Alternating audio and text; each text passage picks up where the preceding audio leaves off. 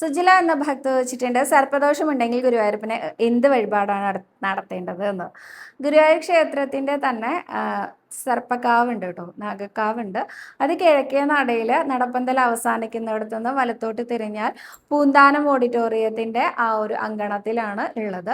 എന്നാൽ ഗുരുവായൂരപ്പൻ എന്ത് വഴിപാടാണ് ചെയ്യേണ്ടതെന്നാണ് ചോദിച്ചിരിക്കുന്നത്. ഗുരുവായൂരപ്പന് കാളിയമർദ്ദനം ചീട്ടാക്കിക്കോളൂ കേട്ടോ. കാളിയമർദ്ദനം, കൃഷ്ണനാട്ടം കളി, ഭഗവാൻ ആ നാഗദോഷങ്ങളെല്ലാം ഇല്ലാതാക്കി, അല്ലെങ്കിൽ ആ എന്താ പറയുക, വിഷസർപ്പത്തിനെ ഓടിച്ചിട്ടുള്ള കഥയാണല്ലോ കാളിയമർദ്ദനം. അപ്പോൾ അതിന് പറയുന്നത് വിഷബാധ ശമനം മാറുക, രോഗശമനം മാറുക എന്നുള്ളതാണ്. എന്നാൽ പോലും നമ്മൾ സർപ്പദോഷങ്ങൾക്കും കാളിയമർദ്ദനം ഷീട്ടാക്കാറുണ്ട് കേട്ടോ. കാരണം എൻ്റെ അമ്മയൊക്കെ അങ്ങനെ ഷീട്ടാക്കിയിട്ടുണ്ട്. അമ്മ അവനെ പറഞ്ഞു കേട്ടിട്ടുണ്ട്. ഏതെങ്കിലും തരത്തിലുള്ള നാഗദോഷങ്ങൾ, സർപ്പദോഷങ്ങൾ എന്നൊക്കെ നമ്മൾ ജ്യോതിഷന്മാരെ സമീപിച്ചു കഴിഞ്ഞാൽ കാണാലോ. അങ്ങനെ എന്തെങ്കിലും വരികയാണെങ്കിൽ കാളിയമർദ്ദനം ഷീട്ടാക്കിയാൽ മതി എന്ന് പറയാറുണ്ട് കേട്ടോ. അപ്പോൾ കാളിയമർദ്ദനം, കൃഷ്ണനാട്ടംകളി ഷീട്ടാക്കിക്കോളൂ. 3000 രൂപയാണ് കാളിയമർദ്ദനം, കൃഷ്ണനാട്ടംകളി ഷീട്ടാക്കാൻ വേണ്ടത്.